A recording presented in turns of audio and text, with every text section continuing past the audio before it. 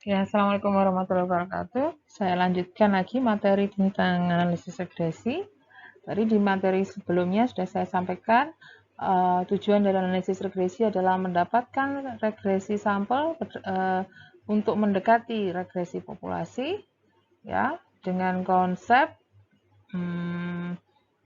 ordinary least square, ya, metode kuadrat terkecil. Metode kuadrat terkecil itu apa? Nanti di sini bisa kalian cermati. Yang pertama, ya, saya mau gambar dulu deh sebelum menjelaskan persamaan-persamaan ini. Ya, jadi ada sumbu X, sumbu Y, prediktor, di sini respon, kamu punya pengamatan beberapa titik yang membentuk secara umum seolah-olah membentuk hubungan positif. Semakin besar X-nya, semakin besar Y-nya. Nah, OLS itu pada konsepnya adalah berusaha membentuk garis yang kena sebanyak mungkin sekumpulan titik ini. Sebesar mungkin atau sebanyak mungkin dia mengenai titik-titik itu.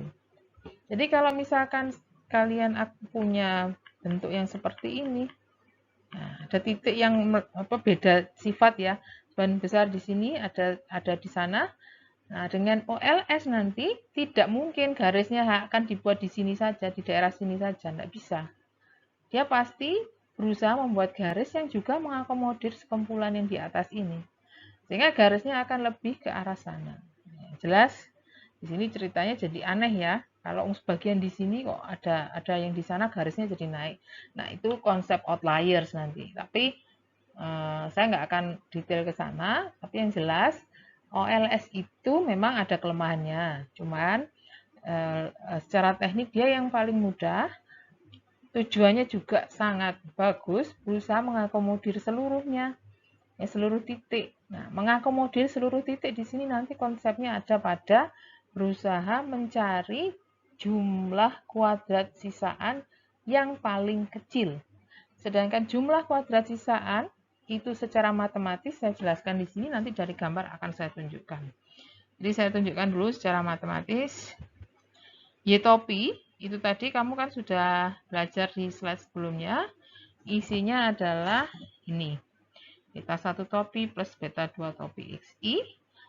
Kalau ingin menggambarkan titik, maka YI ini ya, satu titik Y atau respon pada rumah tangga ke I, tadi contoh kita misalkan Y pada rumah tangga ke I atau Y pada data ke I, itu isinya model deterministiknya plus model yang stokastik.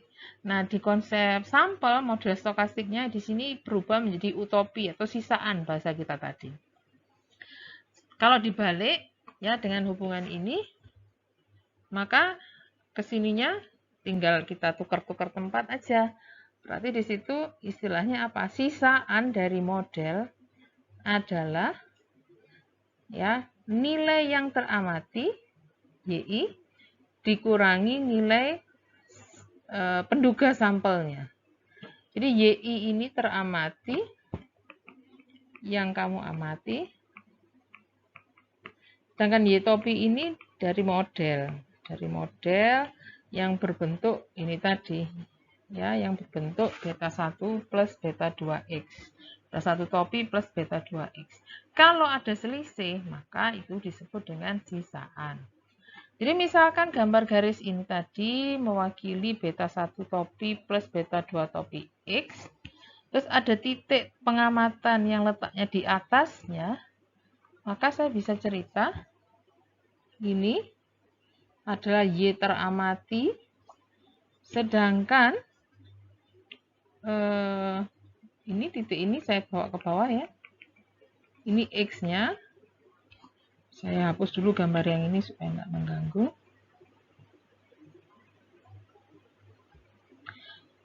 X yang berhubungan dengan titik tadi ada di sini, XI. Jadi titik ini bunyinya XI, YI. Nah, titik XI ini jika dimasukkan ke model beta 1 topi plus beta 2 topi XI, hasilnya seharusnya ini, di garis ini.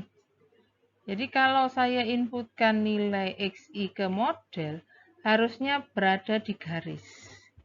Jadi kalau saya bawa ke kiri, nih ini bunyinya YI topi. Yang di atas ini YI teramati. Ada beda. Pada X tertentu seharusnya model berbunyi beta 1 topi plus beta 2 topi XI, hasilnya YI topi. Tapi dari sini pengamatannya berbunyi lain. Pengamatannya berbunyi pada XI ini teramati YI. Yang nggak pakai topi ya. Berarti ada gap di situ. Ada selisih. Nah, selisih inilah ya yang saya definisikan sebagai sisaan. Lihat nih ya. YI dikurangi YI topi. Gapnya. Di gambar posisinya ada pada jarak vertikal dari titik pengamatan pada titik di garis. Oke. Sisaan ya itu namanya. Jadi sisaan ini adalah jarak antara pengamatan, jarak vertikal antara pengamatan dengan garis. Pada X tertentu. Semua titik ini pasti punya jarak vertikal terhadap garis. Jadi dia akan, misalkan kamu tadi punya 60 pengamatan, akan ada 60 jarak. Yang tadi kita namakan sebagai sisaan. Akan ada 60 sisaan. Nah, itu yang mau dicari di konsep OLS, sisaannya itu mau dicari sekecil mungkin. Tapi lihat, kalau garisnya ada di, titiknya ada di atas, maka kamu punya sisaan yang sifatnya positif. Jadi ini U-nya pasti plus. U-nya pasti positif. Tapi kalau kamu punya titik yang di sini misalkan, dengan konsep yang sama kamu lakukan pengurangan atau selisih antara YI dan Y topi, ya, Y topinya di sini, YI-nya di sini. Nah, pasti besaran Y topinya. Karena lebih besar Y topi, maka di sini U-nya akan bersifat negatif. Jadi akan ada dua tipe sisaan positif dan sisaan negatif. Karena ada 60, semuanya harus kita rangkum. Kalau cara merangkumnya hanya di jumlah saja, ini hanya di jumlah, nanti ya bisa kamu coba sendiri membuktikan, baca-baca di buku regresi, ini hasilnya pasti 0. Nggak akan bermanfaat untuk berusaha mencari nilai beta. Makanya diganti dengan notasi jumlah kuadrat. Jadi kita nggak menggunakan rangkuman. Ingat ada 60. Ada sebanyak 60 pasang titik di contoh kita tadi ya. Masing-masing titik akhirnya menghasilkan 60 jarak vertikal dari titik ke garis.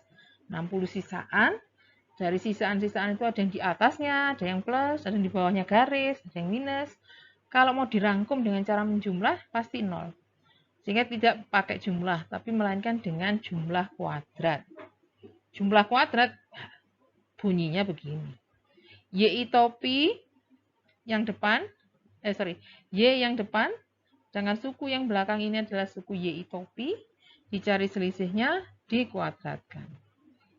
Ya, jadi sebelum dijumlah itu dikuadratkan dulu, sehingga tidak akan ada plus ditambah minus, akhirnya 0. Semuanya akan positif. Nanti jumlah kuadrat sisaan ini ya akan dicari nilainya sekecil mungkin. Nah, dengan konsep optimasi di sini. Nah, jadi prinsip ordinary least square adalah memilih garis regresi sampel sedemikian sehingga jumlah kuadrat sisaan sekecil mungkin. Di konsep optimasi ini adalah fungsi. Fungsinya tapi sekarang bukan lagi Y dan X, karena Y dan X-nya kan kamu sudah tahu. Y, X, setiap I, katakan tadi kamu punya 60, kamu akan punya 60 pasang X dan Y. X1, Y1, X2, Y2, sampai X60, Y yang ke-60. Berarti kan punya semua. Kalau sudah tahu semua, berarti ini informasinya ada, angkanya sudah ada. Yang justru nggak tahu di sini adalah beta 1 dan beta 2. Jadi jumlah kuadrat sisaan ini malah nantinya adalah fungsi dari beta 1 topi dan beta 2 topi. Nantinya nilai beta 1 topi dan beta 2 topi itu harus kamu cari dengan konsep di dalam optimasi. Ya, kalau dulu di SMA mencari minimum suatu fungsi, Misalkan fungsinya fungsi kuadrat, ya diturunkan disama dengankan 0 terhadap X. Karena yang tidak diketahui X-nya. Nah, sekarang yang tidak diketahui adalah betanya. Sama tapi tetap gunakan konsep solusi turunan pertama. Dari masing-masing parameter disama dengankan 0. Tapi terhadap parameter, bukan terhadap X dan Y, karena X dan Y-nya justru sudah diketahui di sini. Nah, coba sendiri nanti, ya. Nanti waktu sesi Zoom misalkan ada yang tanya, akan coba saya jelaskan. Tapi ini saya beri hasilnya. Nah, dari kamu menurunkan, ya, jadi jumlah kuadrat sisaan tadi, bunyinya kan begini. Misalkan itu diturunkan secara parsial terhadap beta 1, sama dengan kan 0. Diturunkan secara parsial terhadap beta 2, hasilnya sama dengan 0. Kenapa parsial? Karena ada 2. Sama seperti ketika kamu mempunyai fungsi X, Y, cari minimum maksimumnya, kamu melakukan turunan parsial terhadap X, turunan parsial terhadap Y. Sama ini juga gitu. Cuman X, Y-nya diganti dengan parameter beta 1 dan parameter beta 2. Ini dicari solusinya, hasilnya ini. Ini nanti bisa dicoba sendiri. Nah, beta 1 topi, Y rata-rata dikurangi B2 topi rata-rata. Beta 2 topi, hasilnya seperti ini. Ini biasanya kalau waktu di regresi bisa kamu bunyikan, kayaknya yang atas itu bisa dibunyikan SXY, perkalian antara XI, X bar, Y bar di jumlah, sum. Sedangkan yang bawahnya itu seolah-olah pembilang dari ragam X kan ya, istilahnya SXX. Asumsi yang mendasari dari pemodelan regresi linier tadi, itu ya, ada banyak. Ya, saya menjelaskannya nanti satu persatu. Yang pertama ini adalah harus linier dalam parameter. Jadi sudah ya. Jadi nggak boleh linier dalam, nggak boleh non linier dalam parameter. Kalau peubahnya masih bisa, anggap saja itu sebagai transformasi. Oke, asumsi berikutnya adalah asumsi yang berhubungan dengan nilai peubah bebas atau eksogen yang dianggap sebagai nilai fix, bukan nilai random variable. Jadi kenapa harus ada asumsi ini? Karena seperti di minggu lalu ya, saya tunjukkan bahwa pada satu nilai X tertentu, nanti kita berusaha membuat distribusi dari Y. Jadi membuat sebaran dari nilai-nilai peubah endogen pada setiap nilai peubah eksogen X. Jadi seolah-olah saya punya distribusi yang terlepas satu sama lain. Ya, di X1 ada distribusi sendiri nilai Y, di X2 ada sendiri yang misah-misah. Jadi tidak terkait satu sama lain karena X-nya memang dianggap sebagai konstanta atau sifatnya fix. Ya, nah, selain itu nanti hubungannya dengan sifat atau sifat-sifat penduga ya dan distribusi penduga.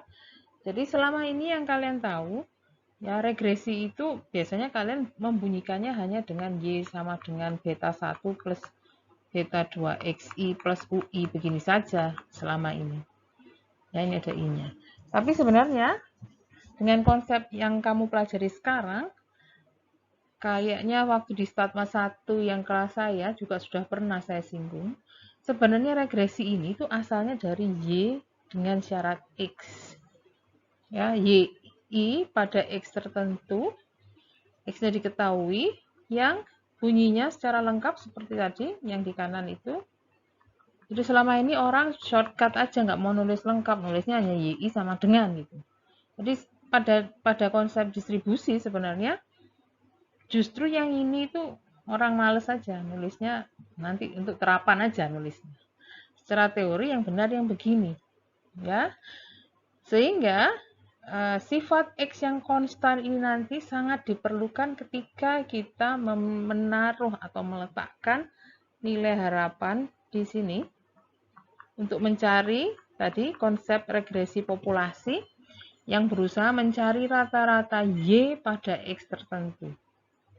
Ya, sekarang E itu adalah wakil dari rata-rata. Nilai harapan itu adalah kata lain dari rata-rata dari aspek populasi, ketika kita menganggap itu sebagai populasi. E taruh di sini.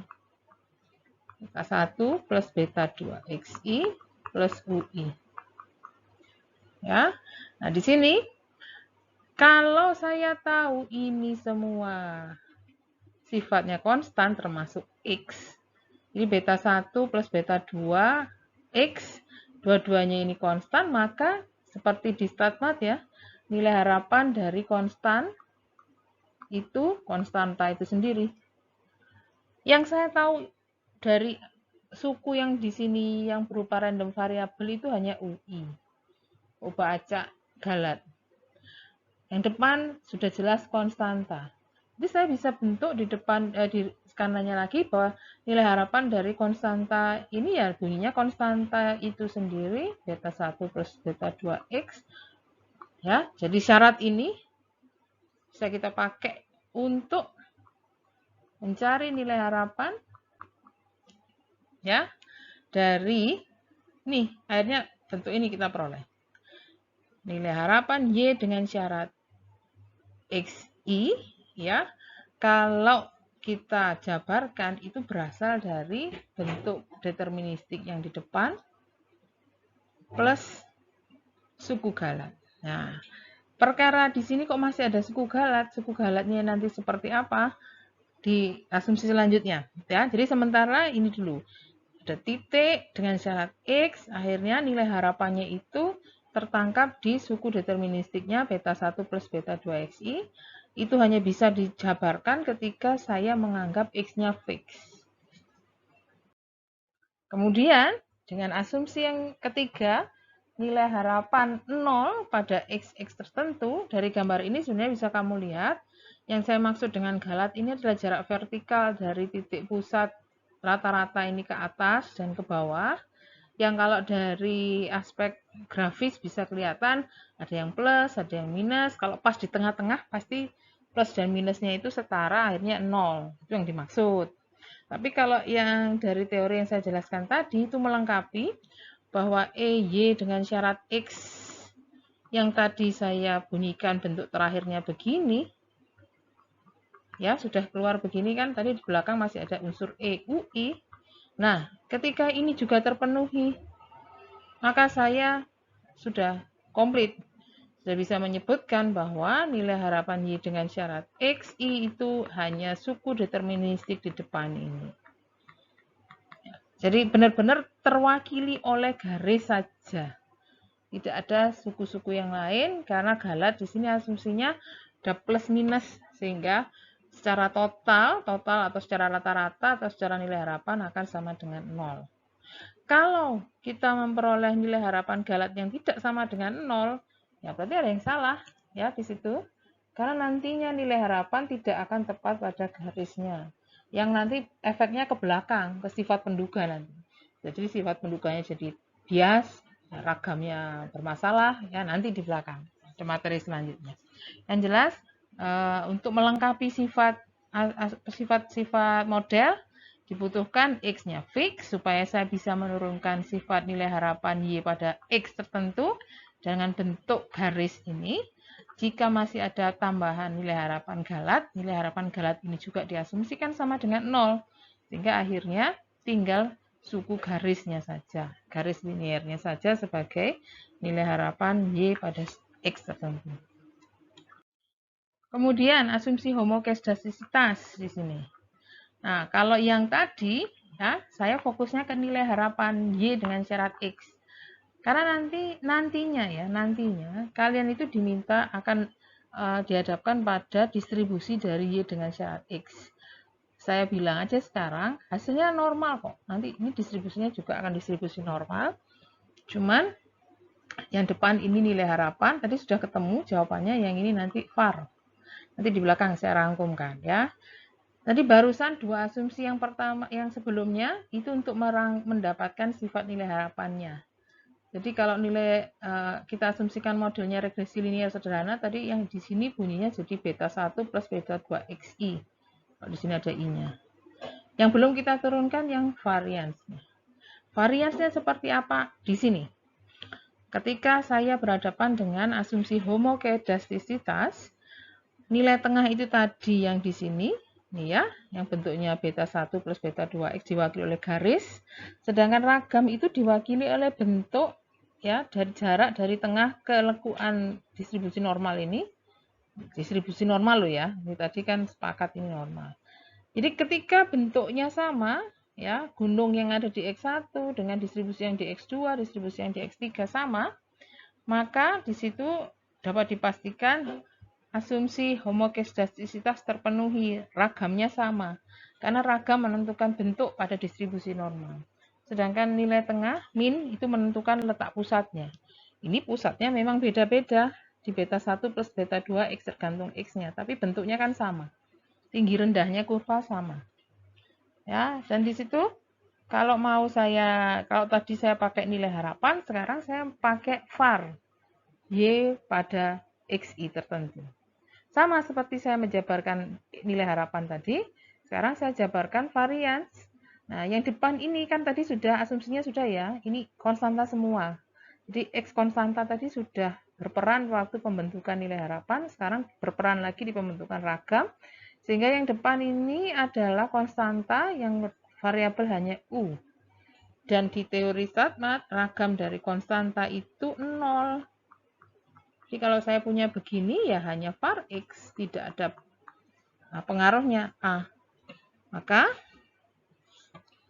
ketika saya jabarkan begini, hasilnya adalah varians Y dengan syarat X itu sama dengan varians Galat.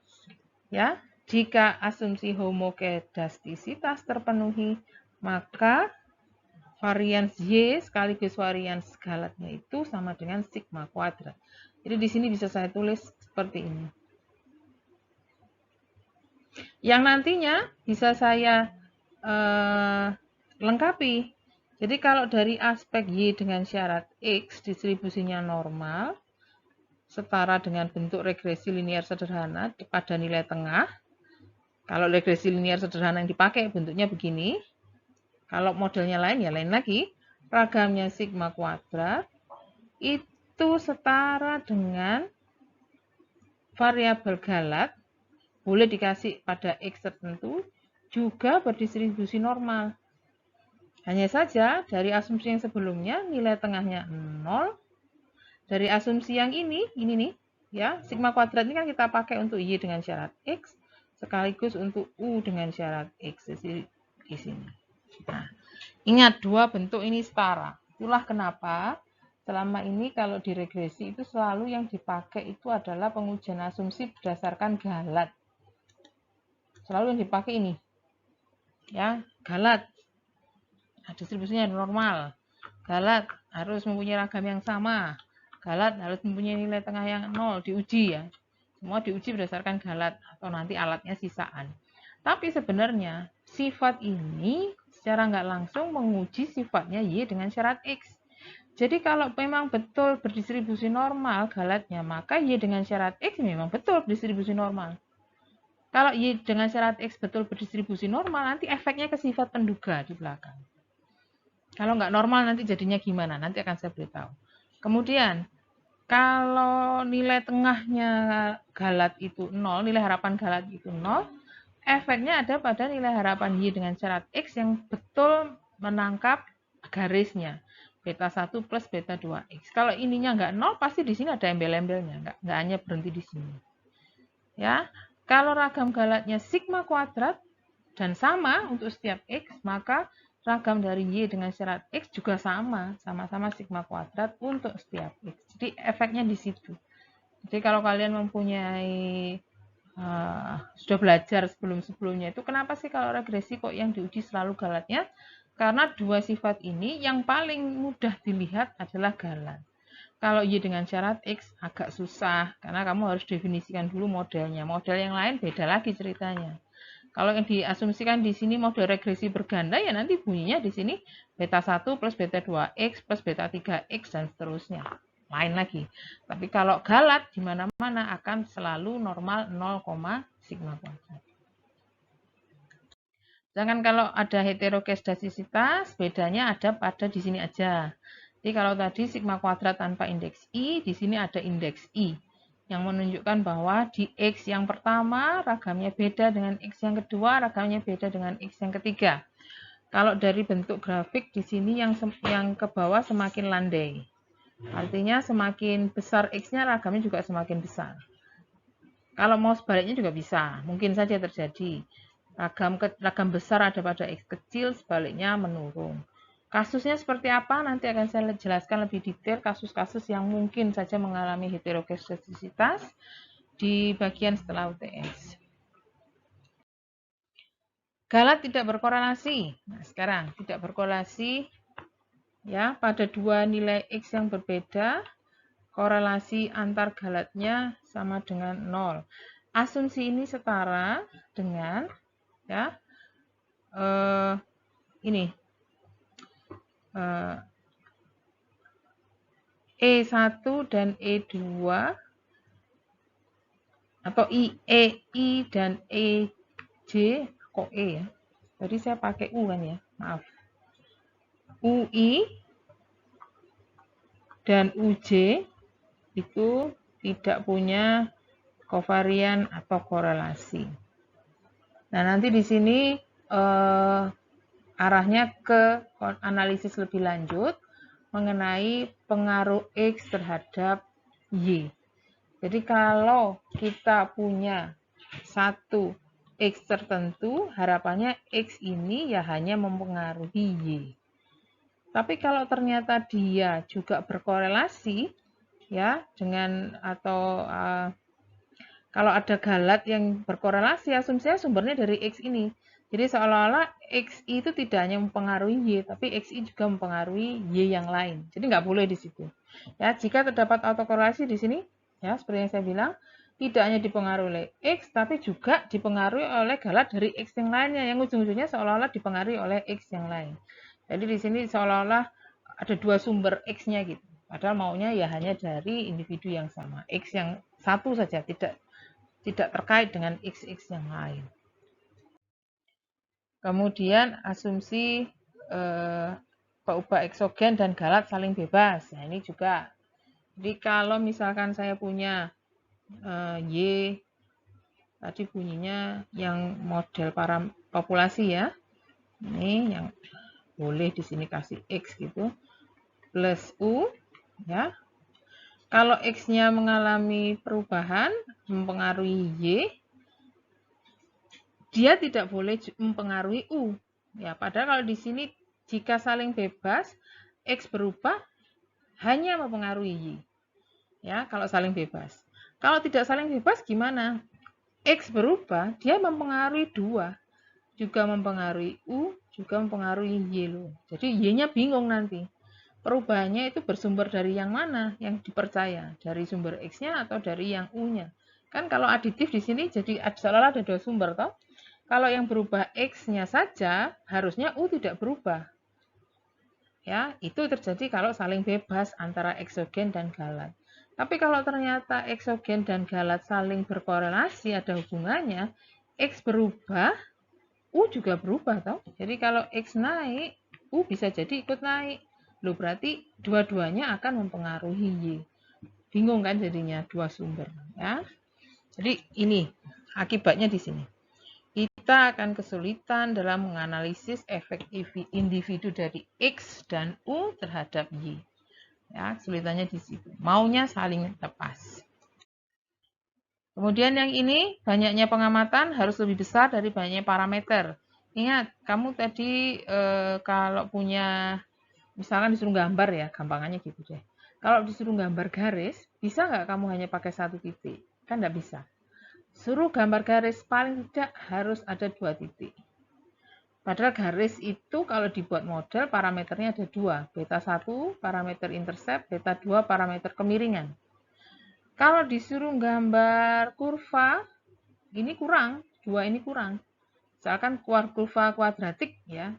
Kalau 2 aja nggak cukup, harus ada 1 lagi untuk menentukan ini nanti maunya jadi turun atau naik begini ya, tergantung titik ketiga. Padahal di situ kalau kita punya model kuadratik ada tambahan parameter beta 3. Ini yang untuk X1, yang ini untuk X2, ya. Jadi di situ ketika kita mau menduga parameter, membentuk parameter sebanyak 3, paling enggak harus ada 3 titik. Mau membentuk parameter hanya 2, ya paling enggak harus ada 2 titik. Parameter di sini ya harus setara dengan pengamatan. Pengamatan itu tadi titik-titik yang kita punya. Jadi kalau hanya punya 2 titik, ya hanya mungkin mendapatkan model regresi linier dengan 2 parameter. Kalau lebih dari itu, kita lebih luas lagi. Jadi semakin banyak parameter yang harus diduga, maka kamu harus punya semakin banyak titik. Aturannya ini. Nah, selanjutnya, nilai peubah bebas harus bervariasi. Nilai X harus bervariasi, nggak boleh sama. Artinya kalau kamu punya pengamatan, nggak boleh ya, misalkan ini 2,30. Ini dapat lagi 2,15 dan seterusnya sampai pengamatan yang ke-30 ya tetap saja X-nya 2. Itu kalau digambar gimana jadinya? Kalau kamu gambar kan jadinya 2, ini misalkan 2, 3, 4 ya. 3, 4 ini kosong, X-nya di 2 semua gini, kan nggak bisa. Kita bentuk garis ya. Nah, kalau secara matematis, lihat posisi dari X. Posisi dari X itu ada di bawah sini yang dominan. Kalau X-nya sama semua, maka rata-ratanya sama kan 2. Ya, XI kurangi 2, terus mulai 1 sampai 20, jadi misalkan saya punya 20 pengamatan. Hasilnya akan sama dengan 0, kalau misalkan sama semua.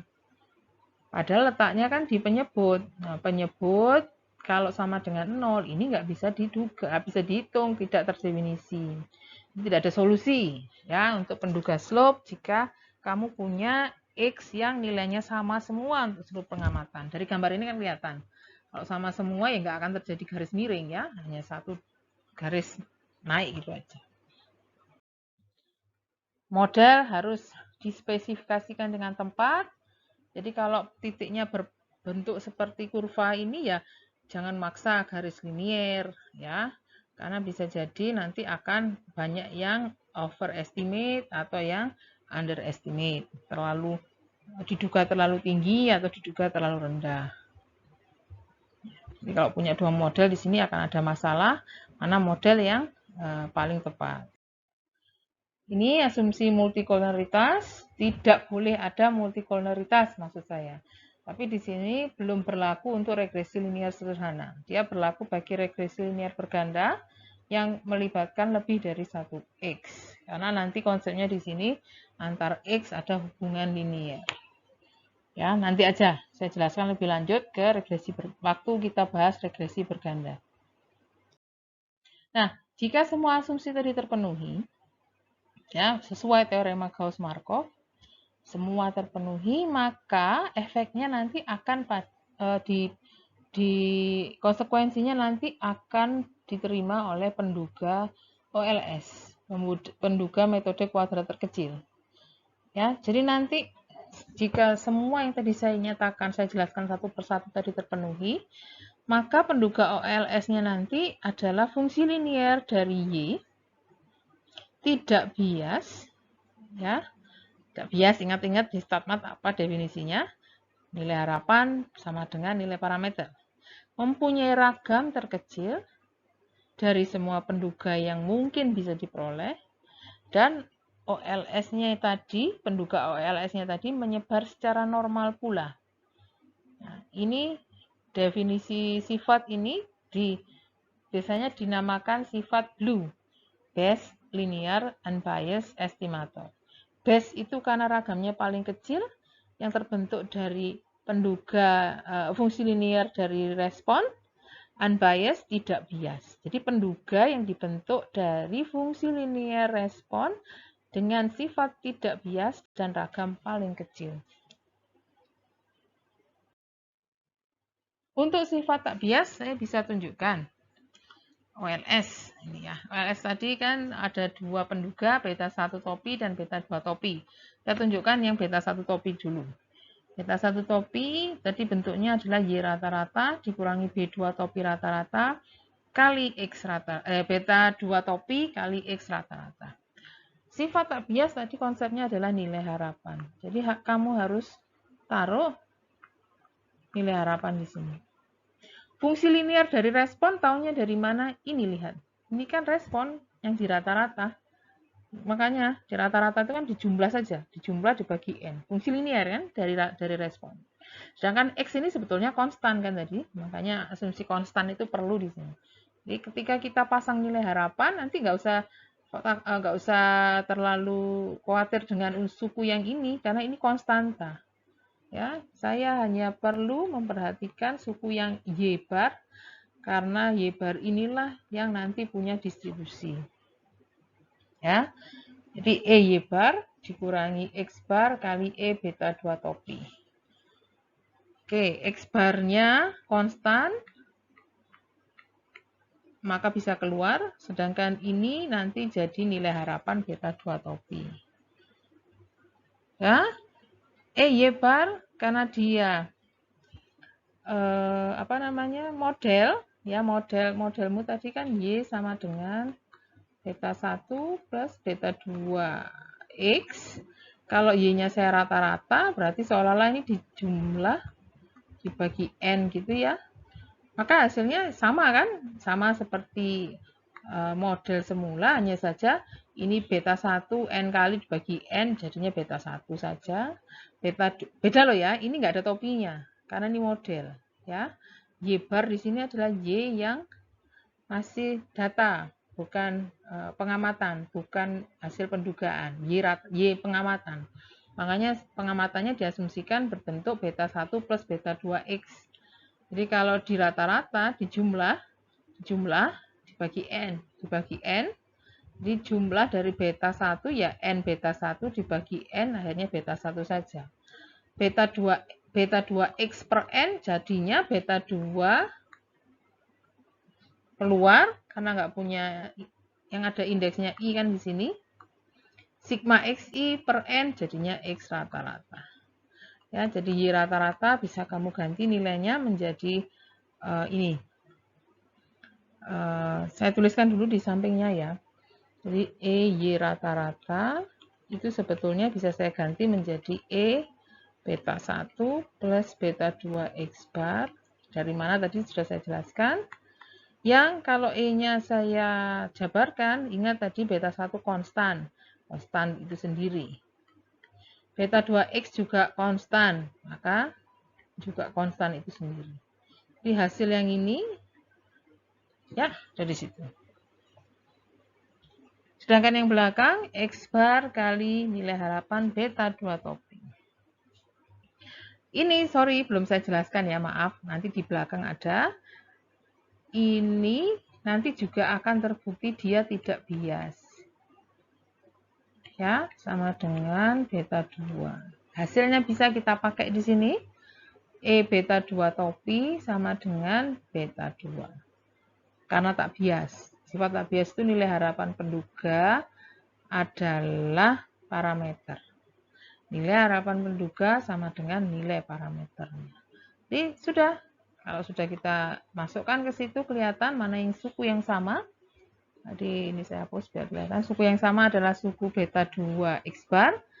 Sehingga hasilnya hanya tinggal beta 1 saja. Ya, terbukti tak bias. Sedangkan sifat tak bias bagi penduga OLS untuk koefisien slope, saya bisa jabarkan dari sifat ini. Sifat linearnya tadi. Jadi beta 2 topi itu sebenarnya bisa dijabarkan seperti ini. Ya, nanti dicoba sendiri ya penjabarannya. Saya hanya pakai hasil yang ini. Bahwa beta 2 topi itu sama dengan perkalian antara xi x bar yi per sigma kuadrat dari xi terhadap selisih xi dengan rata-ratanya. Jumlah kuadrat xi dari rata-rata. Nah, yi-nya di sini yang berupa variabel. Depan ini semua konstan. Suku x ini semua konstan. Makanya asumsi yang tadi berperan kembali. X konstan. Jadi ketika saya taruh e di depan, e dari beta 2 topi, maka saya bisa keluarkan itu. Ini konstanta ini bisa saya taruh di luar. Jadi konstanta yang pertama adalah konstanta penyebut. Saya taruh di luar sini. Sedangkan yang masih di belakang tanda nilai harapan adalah yang xi min x bar kali yi. Kembali, yang ini juga bisa ditaruh di luar nilai harapan. Ya, taruh di luar nilai harapan, sehingga nilai harapannya hanya dipasangkan dengan Y. Ya, berhubung yang ini juga masih ada XI-nya, masih ada I-nya, nah itu perlu dijabarkan. Jadi penjabarannya akhirnya ini XI min X bar, saya kalikan beta 1 yang depan. XI min X bar juga saya kalikan dengan beta 2, tapi di belakang ini ada XI-nya. Oke. Nah, suku yang ini kita gabungkan dengan penyebut yang tadi ada sudah terlanjur dikeluarkan. Akhirnya bisa kelihatan polanya ya. Yang ini yang suku depan, suku belakang 0. Kenapa? Ini lihat. Ini kalau yang 0 itu justru yang suku depan, maaf. Yang ini yang justru sama dengan 0. Ini yang sama dengan 0. Ya, kalian bisa buktikan kalau XI min X bar itu dijumlah pasti sama dengan 0. Bisa dicoba. Ya, jadi di situ sigma XI min X bar bisa dibuktikan sama dengan 0. Kalau sudah bisa terbukti 0, maka kita hanya berurusan dengan yang suku kedua, yang jatuhnya di sini. Nah, bentuknya bisa kamu amati sendiri di situ. Ini yang bawah XI min X bar dalam kurung kuadrat, jumlah kuadrat XI di sekitar rata-rata. Sedangkan yang atas, ini adalah bentuk lain dari XI min X bar kuadrat. Ya, sama seperti ketika kamu menjabarkan yang di awal tadi, yang ini loh, yang XI min X bar kali YI min Y bar itu kan jadinya YI saja. Itu ada penjabarannya. Ya, ada penjabarannya. Kalau ini bunyinya bukan YI bar, bunyinya XI X bar, ya bisanya jadi seperti ini tadi. Jadi berlaku dua arah ya. Berlaku dua arah. Atas dan bawah sama, ini bisa kita coret, hasilnya sama dengan beta 2.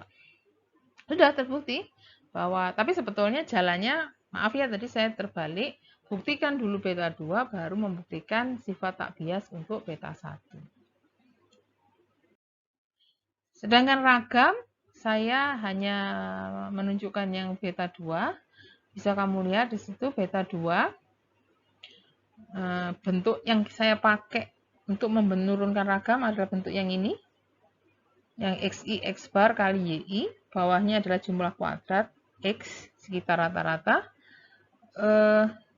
Ketika dibentuk ragamnya, maka yang konstanta ini keluar dulu. Yang bawah ini penyebut ini keluar. Jangan lupa dikuadratkan, karena ragam dari konstan itu adalah kuadrat. Yang di dalam suku varians, yang pembilangnya saja. Kemudian, suku varians yang depan ini pun juga konstan. Bisa juga kamu keluarkan. Ya, dikeluarkan seperti ini. Ini juga jadi kuadrat. Jadi var Y-nya masuk ke Y. Var masuk ke Y saja. Jadi atas dan bawah ini sebenarnya benda yang sama, cuman yang bawah itu ada kuadratnya. Jadi kalau dikerjakan, ya ini pangkat 1, yang ini pangkat 2. Pangkatnya bisa berkurang 1. Ini bisa kecoret, ini untuk dengan yang ini. Pangkatnya berkurang 1. Akhirnya berbunyi var Y per jumlah kuadrat X di sekitar rata-rata. Var Y ini nanti, karena tidak diketahui, kita pakai sigma topi kuadrat. Sigma topi kuadrat nanti ada sendiri cara menduganya di belakang.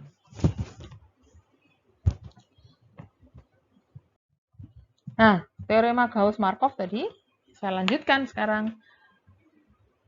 Beta 1 topi, beta 2 topi, ya, adalah hasil penduga OLS. Jika semua asumsi terpenuhi, dia akan berdistribusi normal. Dua-duanya. Tak bias. Terbukti tak bias ya. Tak bias itu artinya nilai harapan sama dengan parameter. Nilai harapan itu adalah parameter nilai tengah. Jadi nilai tengahnya akhirnya berbunyi beta 1. Nilai tengah berbunyi beta 2. Tadi dapatnya itu dari E beta 1 topi, yang ini E beta 2 topi. Ya. Dengan ukuran akurasi varians yang dihitung dengan cara yang sama tadi. Jadi kita di sini sebenarnya menerapkan konsep StatMat pada penduga parameter OLS, ya, nilai harapan dan varians. Variansnya yang itu tadi barusan saya turunkan. Yang ini walaupun tidak saya kerjakan secara standar, ini harusnya standar error. Oke, yang beta 1 ini tadi nggak saya jelaskan secara spesifik, tapi hasilnya sudah kalian bisa saya tunjukkan seperti itu. Yang biasanya di akar untuk mendapatkan simpangan galat baku atau simpangan baku. Ya, jadi ada bunyinya galat baku standar error, ya. Galat baku bunyinya. Ya. Bukan ini ya, bukan simpangan baku. Kalau simpangan baku itu kan yang akarnya ragam rata-rata. Akarnya ya, kalau penduga kita berurusan dengan standar error. Galat baku, bukan simpangan baku, bukan akar ragam yang biasa. Hubungannya dengan penduga bunyinya standar error. Nih, saya informasikan sigma kuadrat topi kamu peroleh dari apa? KT galat ya. Jika kamu punya JK galat dibagi derajat bebas. Itu di regresi kan suka ada tabel analisis regresi.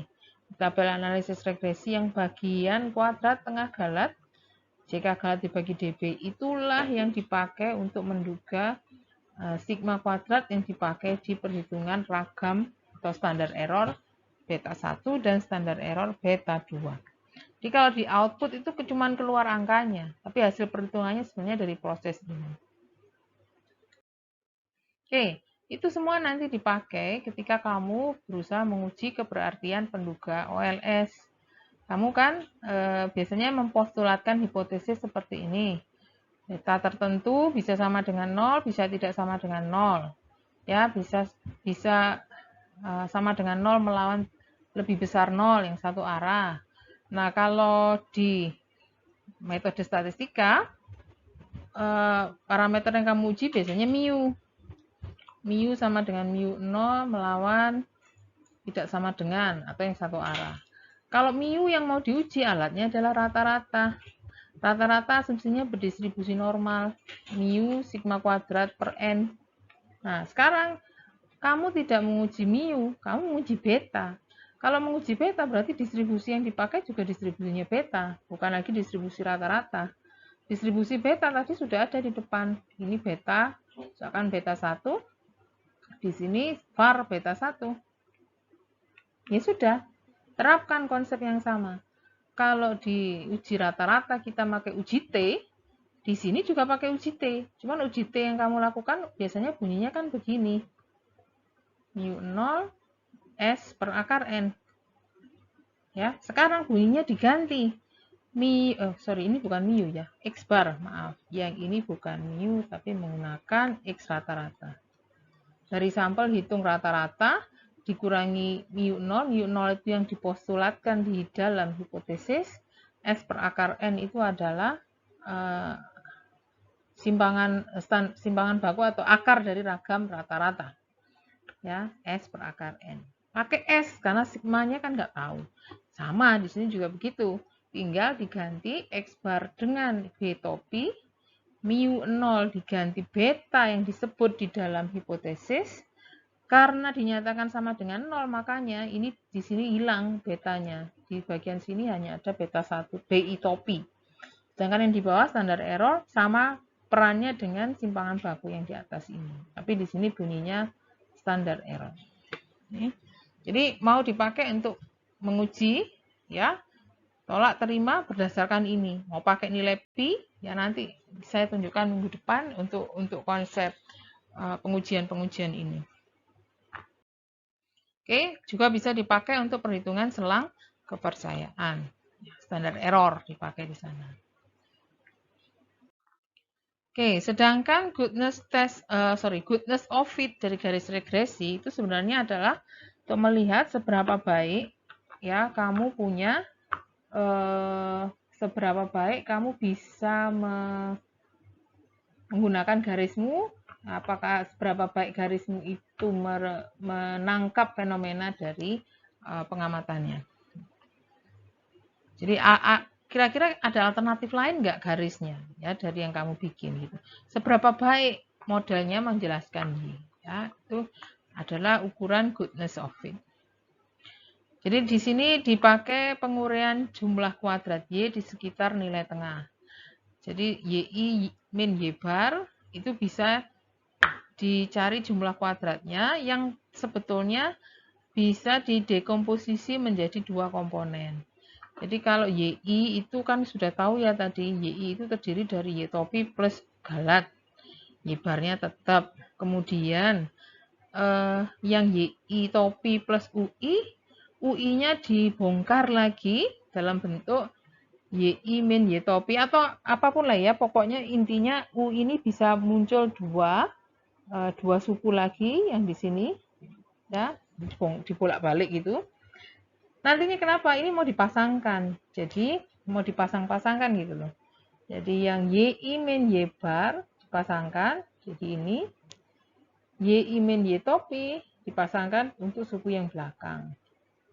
Yang YI min Y topi ini tadi sudah kita kenal ya, ukurannya yang garis vertikal tadi loh. Ya, itu dari titik ke garis. Ini nanti mewakili jumlah kuadrat galat. Sedangkan yang ini mewakili jumlah kuadrat regresi. Ya. Jadi jumlah kuadrat regresi plus jumlah kuadrat galat atau sisaan itu sama dengan jumlah kuadrat total. Dari gambar pun kelihatan yang jumlah kuadrat sisaan itu tadi yang jarak vertikal dari Y ke garis. Yang garis ke rata-rata di sini jumlah kuadrat regresi, sedangkan YI ke rata-rata totalnya adalah jumlah kuadrat total. Jumlah kuadrat total ini seperti ragam biasa loh. Jarak jumlah kuadrat terhadap rata-rata itu seperti ngitung ragam biasa tanpa melibatkan atau mengasumsikan keberadaan garis. Jadi yang depan ini anggapannya nggak ada regresi. Kalau yang kanan, karena ada garis regresi dikomposisi menjadi dua karena regresi dan faktor yang tak terjelaskan. Ya, dekomposisinya. Kemudian dari penguraian JK tersebut, saya bisa definisikan R kuadrat itu adalah jumlah kuadrat regresi dibagi jumlah kuadrat total. Ya. Kemudian ketika saya menggunakan hubungan yang tadi, maka saya bisa ya membagi semuanya ini dengan JK total. Saya bagi JK total. Hasilnya apa? Yang ruas kiri sama dengan 1. Yang ruas kanan sama dengan ini. Ya. Padahal kalau dilihat lagi ruas kanan yang suku pertama ini kan R kuadrat ya. Tadi sudah terdefinisi. Maka dari hubungan ini saya bisa bilang R kuadrat itu tidak akan lebih dari 1. Dan dia juga tidak akan pernah negatif. Alasannya apa? Ada dua kasus nanti saya ilustrasikan. Ya. Ketika kita berhadapan dengan model yang sama sekali tidak terjelaskan oleh garis regresi. Jarang sih memang itu terjadi. Ini kasus ekstrim sekali. Jadi sama sekali tidak bisa dijelaskan oleh garis regresi sehingga JK regresinya 0. Tadi berdasarkan hukum totalnya tadi, JK total sama dengan JK regresi plus JK galat ya. Jadi kalau JK regresinya 0, maka pasti JK total sama dengan JK galat. Kalau JK total sama dengan JK galat, yang di atas ini kan pasti sama dengan 1 ya. Ya, yang suku keduanya. Otomatis R kuadrat sebagai konsekuensi akan sama dengan 0. Jadi kalau gagal menjelaskan, maka koefisien determinasi pasti sama dengan 0. Kasus ekstrim yang pertama. Kasus ekstrim yang kedua, sebaliknya. Garisnya itu perfectly menjelaskan dengan sangat sempurna titik-titik, keragaman titik-titiknya. Itu kasusnya adalah JK galat sama dengan 0. Jadi sekarang kebalik, bukan JK regresi yang 0, tapi JK galat yang sama dengan 0. Dari situ bisa disimpulkan bahwa JK total sama dengan JK regresi. Ya, kalau JK total sama dengan JK regresi, JK galat sama dengan 0, maka yang di sini efeknya bukan lagi sama dengan 1 seperti tadi, tapi justru yang ini sama dengan 0. Kalau suku kedua di ruas kanan sama dengan 0, maka R kuadrat bisa kita nyatakan sama dengan 1. Ini sempurna. Juga jarang terjadi karena ini ekstrim. Ya, yang sering terjadi adalah kita mendapatkan R kuadrat yang nilainya di antara 0 sampai 1. Oke, review regresi dari saya sudah cukup banyak. Nanti di sesi Zoom kalian coba ajukan pertanyaan jika masih ada yang belum jelas. Jangan lupa saya juga kasih tugas untuk membantu pemahaman kalian tentang materi-materi yang saya jelaskan. Oke, sampai ketemu di sesi Zoom. Terima kasih atas perhatiannya. Assalamualaikum warahmatullahi wabarakatuh.